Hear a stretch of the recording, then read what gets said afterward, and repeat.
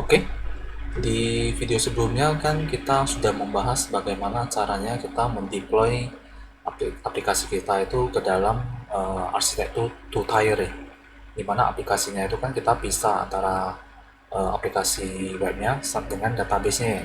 Ini tujuannya supaya kalau misalnya webnya itu bermasalah, web servernya itu bermasalah, itu kita bisa tinggal ganti dengan instance yang baru ya, sehingga dia nggak mengganggu database-nya. Kalau misalnya kita nggak bisa ke arsitektur two tier, kalau misalnya kita gabungin jadi satu server, kalau misalnya servernya bermasalah kan berarti aplikasi sama database kita jadinya nggak bisa diakses ya. Makanya kenapa kita bisa jadi two tier, sehingga arsitekturnya itu jadi seperti ini. Nah, kalau kemarin kan kita pisahin supaya kalau servernya bermasalah, database-nya nggak kena ya. Nah, pertanyaannya adalah gimana kalau misalnya database-nya bermasalah ya, dimana servernya itu misalnya nggak bisa diakses.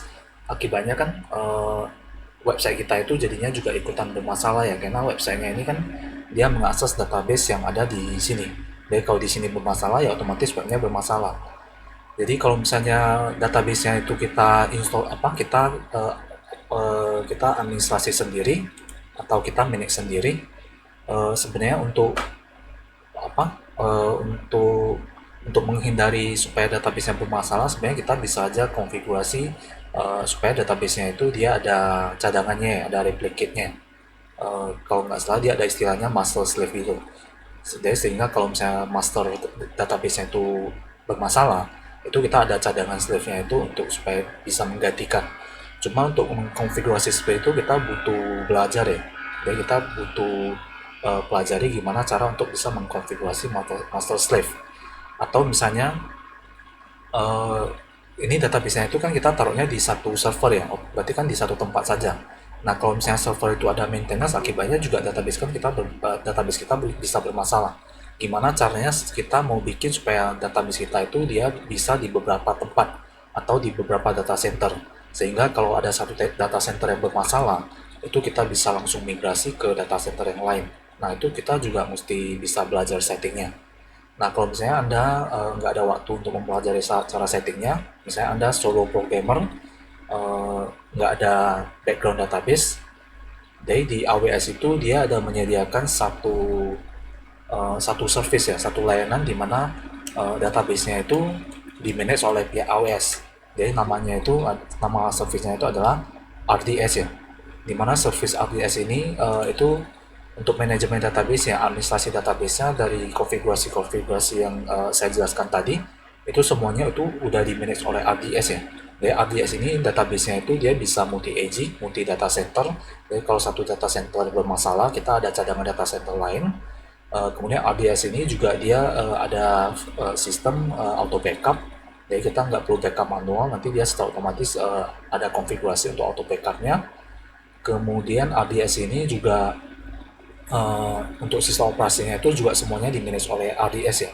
Jadi pokoknya tugas kita hanya kita mendeploy, memasukin database kita ke dalam. Jadi untuk administrasinya itu semuanya akan di-manage oleh RDS. Jadi otomatis kita nggak perlu pusing lagi. Jadi dengan kita menggunakan arsitektur seperti ini, jadi kalau kita rubah isi aplikasinya itu kita taruh di situ, sedangkan database-nya di RDS, berarti untuk database-nya ini kita nggak perlu pusing ya, karena RDS ini high available-nya itu 99%. Jadi cukup tinggi ya. Kalau misalnya ada masalah juga dia nanti ada replicate-nya.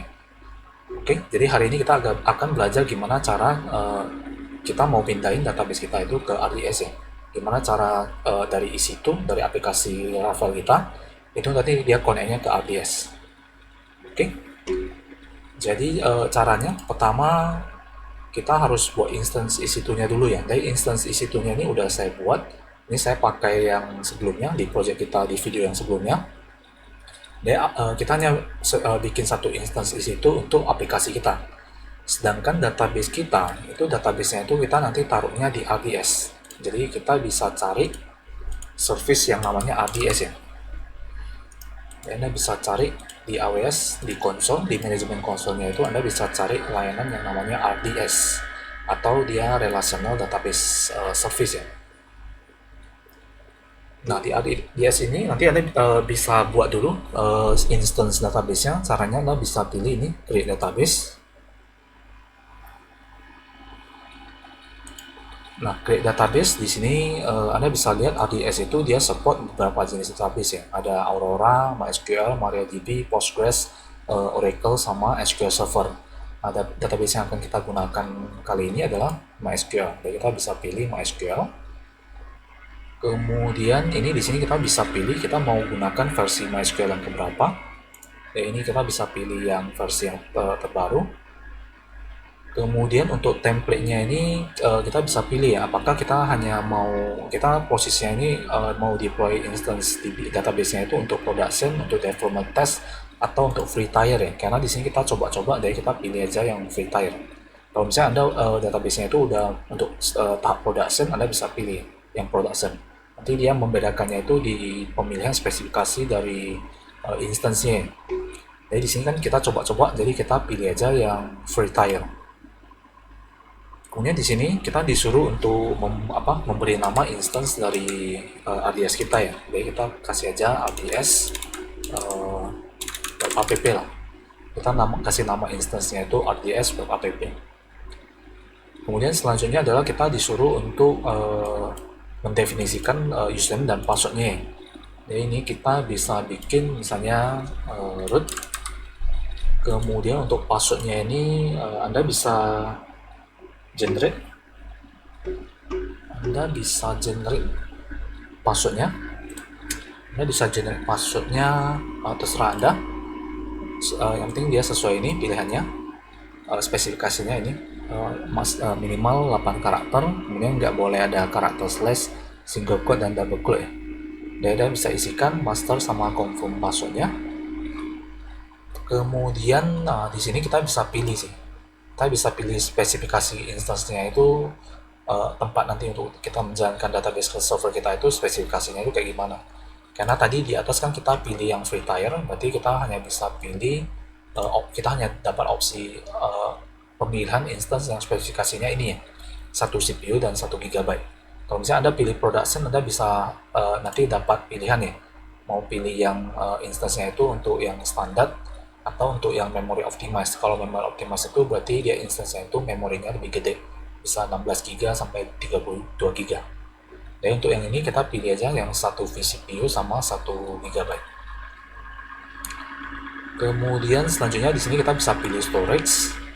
Storage awalnya ini kita bisa setting 20 GB.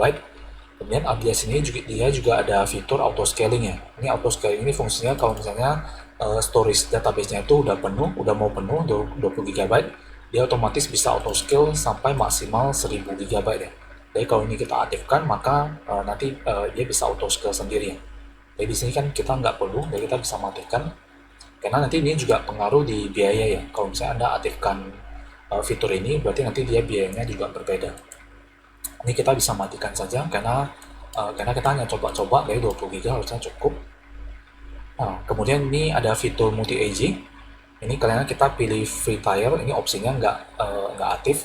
Kalau kita misalnya pilih production atau dev, harusnya ini aktif ya. Ini fungsi multi-AG ini supaya nanti database-nya itu pada saat kita deploy, itu kita bisa create ya, apakah dia ada standby instance-nya itu di data center yang lain. Jadi AWS itu tiap region itu, contohnya kayak ini region Singapura itu dia punya beberapa data center ya. Jadi biasanya di satu region itu dia ada 2 atau 3 data center. Jadi dengan kita pilih multi-AG, kita bisa membuat instance dari database kita itu dideploy di beberapa data center ya. Jadi kalau satu data center bermasalah, itu kita ada cadangannya ya, ada standby cadangannya itu di data center yang lain. Jadi ini kita bisa pilih sih multi-AG-nya. Kemudian untuk connectivity-nya, ini VPC kita bisa untuk networking-nya itu apakah kita mau buat VPC tersendiri atau kita bisa pakai yang default ya. Jadi ini kita pakai yang default aja. Karena instance EC2 kita yang ini juga dia default ya. Jadi ini kita kasih default saja. Nah, kemudian di sini ada pilihan public access. Public access ini fungsinya untuk apakah database RDS kita ini bisa diakses dari luar ya. Misalnya bisa diakses dari komputer kita. Jadi kalau misalnya kita pilih yes, berarti RDS kita itu bisa diakses ya Sedangkan kalau kita pilih no, karena waktu kalau kita pilih yes itu nanti RDS kita itu dia harusnya nanti dapat public IP ya. Jadi kita bisa pakai public IP-nya itu untuk connect ke database-nya itu dari luar via internet. Tapi kalau misalnya kita pilih no, berarti RDS itu hanya nanti bisa diakses di dalam satu VPC yang sama. Kalau ini kita baca kalau kita pilih no, RDS itu dia nggak akan assign public IP, kemudian hanya EC2 instance yang berada di dalam VPC yang sama itu yang bisa connect ke database-nya. Nah, sebenarnya best practice-nya itu ya kita harusnya pilih no ya. Jadi harusnya database itu nggak boleh diakses oleh public, karena database itu nantinya hanya bisa diakses oleh instance EC2 yang di depannya ya. Oke, jadi ini kita pilih no. Kemudian untuk security group ini kita pilih aja choose existing. Kemudian untuk availability zone, nah ini kita bisa pilih ya. Ini yang tadi saya bilang di region Singapura itu dia ada 3 data center, ada 3 availability zone, ada AP SOC 1A, 1B, 1C. Jadi di sini kita bisa pilih sih, kita mau deploy-nya ke availability zone yang mana. Jadi cuman untuk supaya lebih jaringannya lebih stabil, kita sebenarnya bisa sesuaikan saja dengan instance itu kita ya. Karena kan kita mau nanti instance itu kita ini dia mengakses ke database-nya ini. Jadi kita sebenarnya bisa pastikan instance sama ini RDS-nya itu dia berada di satu data center ya. Jadi otomatis kan nanti latency-nya itu bisa lebih rendah. Jadi lebih cepat ya. Jadi kita ini mau cek dulu instance EC2 kita ini dia berada di AG mana. Kita coba di networking. Nah nih, jadi instance EC2 kita itu berada di Southeast 1B. Jadi kita bisa pilih aja 1B supaya nanti connect-nya lebih lancar ya. Kemudian selanjutnya additional configuration ini kita bisa pilih aja standar port dari MySQL yaitu 3306. Kemudian di sini untuk autentikasi database-nya itu kita mau pakai sistem apa, defaultnya itu dia pakai user password. Oke, kita pilih user password aja. Kemudian selanjutnya ini di sini kita bisa pilih database nama database defaultnya.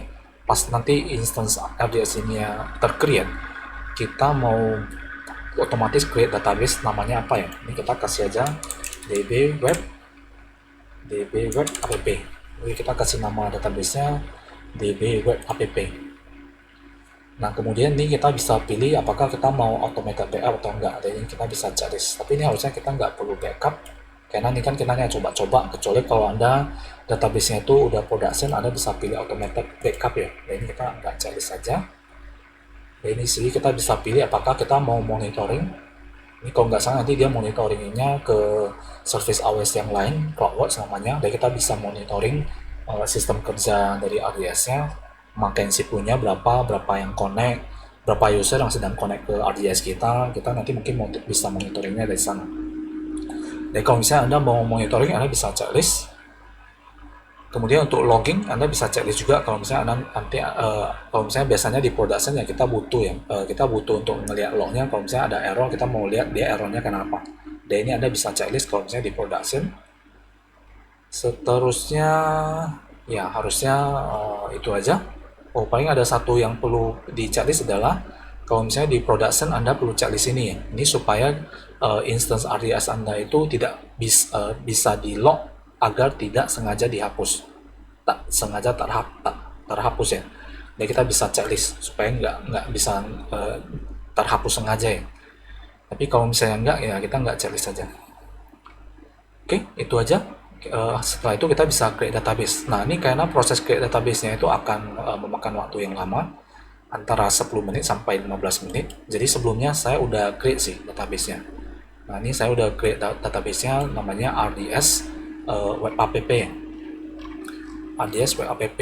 Cuman ini passwordnya ini kayaknya saya lupa ya. Jadi saya mungkin bisa generate ulang saja. Karena saya udah lupa passwordnya. Jadi saya generate password baru. Ini saya copy. Kemudian saya modify. Ini dia statusnya lagi backing up. Statusnya dia lagi backup. Masa udah selesai. Kita modify.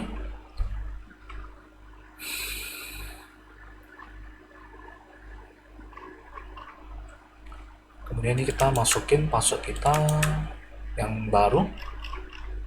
Kemudian kita continue. Kita apply immediately. Modify DB instance-nya. Dan ini kita catat dulu database-nya.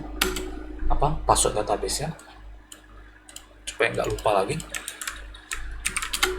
Kemudian kita juga perlu catat endpoint dari RDS-nya ya. Jadi begitu instance RDS-nya itu tercreate, nanti kita dapat endpoint-nya ini ya, untuk nanti kita bisa taruh di aplikasi kita, host-nya. Oke. Nah, jadi endpoint kita adalah ini. Kemudian database password kita adalah ini, password database-nya. Jadi kalau kita udah ada endpoint sama ada password-nya, kita bisa konfigurasi di project Laravel kita ya. Jadi kita bisa connect ke instance EC2 kita. Jadi di sini saya connect-nya itu dari web console dari AWS-nya ya.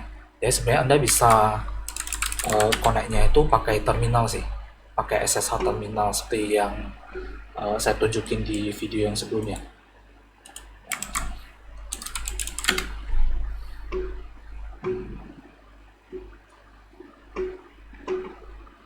Ya, sebenarnya Anda bisa pakai terminal kayak gini, kemudian SSH connect ke instance EC2-nya. Tapi supaya cepat ini saya connect-nya itu langsung menggunakan web console dari AWS-nya lah. Jadi ini kita bisa masukin Ubuntu, kemudian connect. Ini kan dia akan SSH, dia akan menampilkan terminal SSH-nya. Ini udah connect.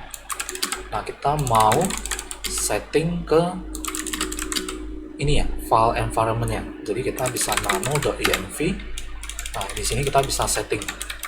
Kita bisa setting DB host-nya dengan endpoint yang kita dapat dari RDS yang tadi ya. Ini harusnya sama sih, karena ini sebelumnya udah saya coba. Jadi coba saya masukin lagi yang ini. Ini endpoint-nya. Kita masukin ke host. Kemudian DB port-nya 3306. Nah, database-nya ini mydb app kalau nggak salah. Kemudian username-nya root. Username-nya root. Kemudian password-nya ini. Password-nya ini. Jadi kita bisa paste. Habis itu kita save. Yes. Oke. Nah, jadi kita udah setting konfigurasi database di environment-nya. Berarti harusnya aplikasi Laravel kita ini udah bisa connect ke database-nya sih. Tapi kita bisa tes dulu. Kita coba jalankan migration. Dari vendor bin sale artisan migrate. Kita coba jalankan. Nah, ini sepertinya dia nggak jalan. Kenapa dia nggak jalan? Karena kan RDS-nya ini kan kita setnya dia nggak public ya. Jadi sebenarnya isi itu dia untuk connect ke RDS-nya itu dia ada dua opsi. Dia bisa connect-nya itu via internet, via public IP dari RDS-nya, atau dia bisa connect-nya itu dari internal, jadi dari private IP-nya. Karena ini EC2 sama RDS ini kan dia berada di satu data center, satu VPC. Jadi karena kita nggak set public, berarti harusnya dia connect-nya kan dari private. Nah, ini kenapa dia nggak bisa connect? Ini kemungkinan karena di RDS-nya ini kita belum set security group atau firewall yang untuk buka port supaya EC2 ini dia bisa connect ke dalam. Jadi kita bisa set ya. Jadi kita bisa set RDS-nya, security group RDS-nya. Kita bisa ke ini, ke RDS, ke instance RDS-nya. Kemudian kita cek di security group-nya.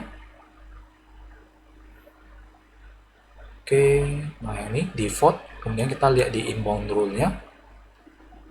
Kita edit inbound rule-nya.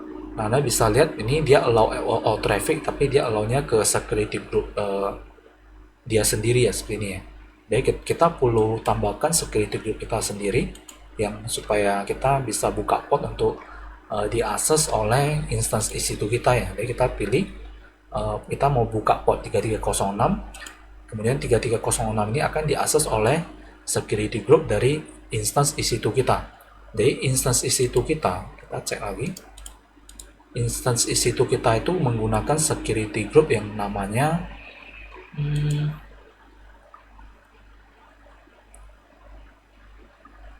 cek.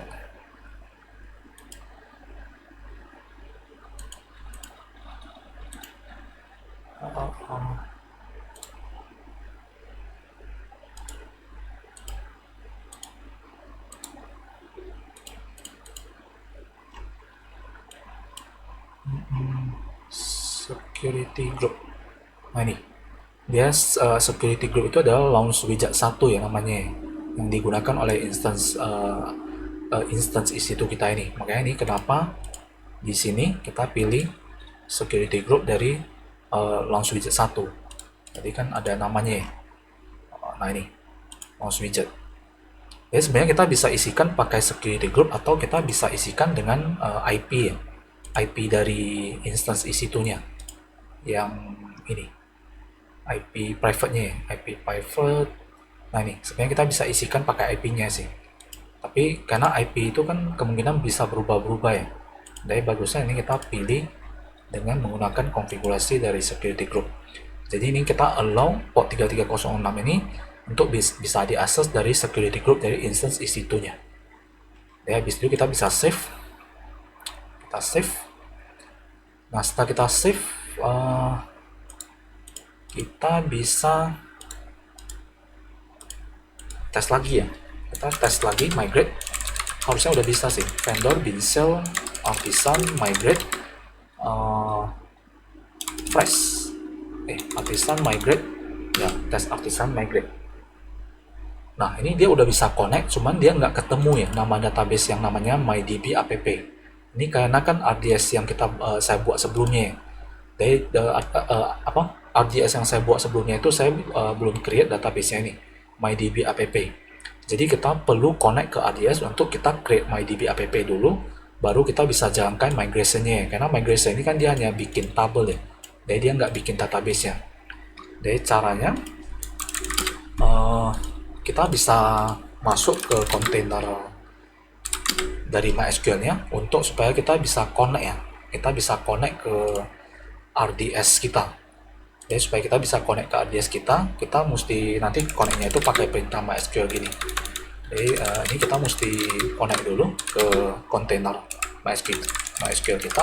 Yang ini namanya web app MySQL 1. Jadi kita connect ke dalam dulu, connect ke dalam kontainernya supaya kita bisa menggunakan perintah untuk bisa connect ke instance RDS-nya. Ini kita connect ke host ini, kemudian ya username-nya root, passwordnya ini kita connect ke dalam. Oke. Nah ini kita udah berhasil connect ke instance RDS kita. Jadi kita coba cek apakah memang nggak ada database yang namanya web app ya. Ya ini kan nggak ada ya. Jadi kita bisa create db web app, create database db web app. Nah ini kita udah create. Kita coba show database lagi, pastikan database-nya udah ada. Ya kita bisa lihat ini udah ada database yang namanya db web app. Nah kalau udah ada, berarti kita bisa kembali keluar dari kontainernya, kita bisa kembali ke web app kita, kemudian kita coba jalankan lagi Artisan migrate. Vendor, Bincell, PHP, Artisan migrate. MyDB app. Untuk penamaan database-nya salah ya. Tadi saya kasih namanya db web app. Jadi ini saya ganti di environment-nya saja.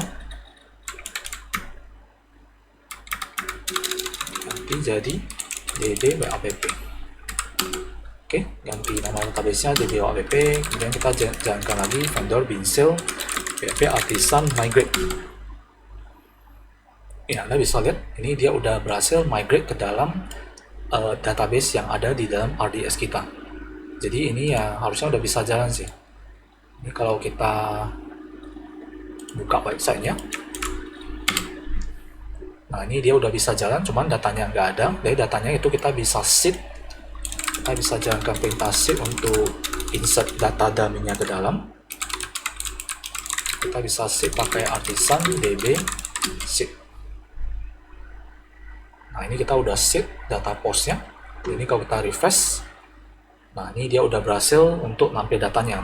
Dan di sini sumber datanya itu dari RDS ya, dari sesuai arsitektur kita. Jadi dengan kita taruh di RDS, itu kita nanti nggak perlu pusing lagi untuk manajemen database-nya. Karena semuanya itu udah di-manage oleh AWS. Jadi kita tinggal konfigurasi saja, misalnya backup-nya itu kita mau jalankan kapan. Kemudian kalau misalnya kita mau pakai multi-AZ, multi-data center, ya kita bisa tinggal checklist multi-AZ-nya. Jadi semuanya itu udah di-manage oleh AWS, jadi kita nggak perlu pusing lagi. Jadi tugas kita hanya tinggal deploy aplikasi kita, kemudian kita connect database kita ke RDS. Ya, jadi untuk video kali ini sampai di sini. Jika ada komentar atau pertanyaan bisa komen ya di bawah. Oke, kita akan sampai jumpa di video berikutnya.